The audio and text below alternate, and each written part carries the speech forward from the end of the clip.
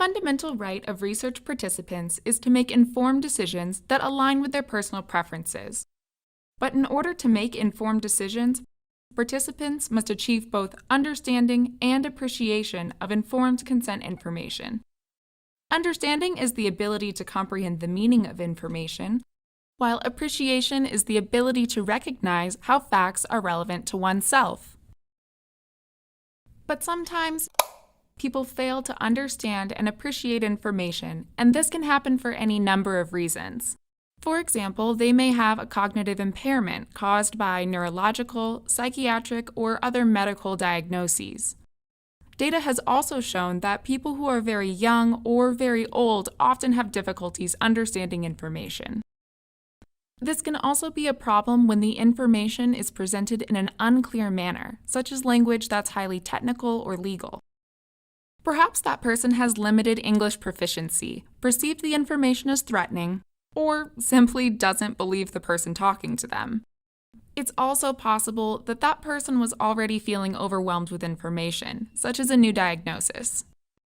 With all these factors at play, it's important to remember that someone's ability to understand information can also change from one day to the next. So all of this might leave you wondering, when should I assess my participants' understanding and appreciation? Well, the answer depends on your situation. Researchers should assess participants when the risks of a study are great enough that it makes sense to check whether someone truly understood the consent information before they make a decision about whether or not to participate. Generally, these are studies that involve greater than minimal risk. In these studies, every participant should be assessed on their understanding and appreciation of consent information. And in a situation where a proxy decision maker is providing consent for a participant, it may be appropriate to assess their understanding too. Assessing every participant has its advantages.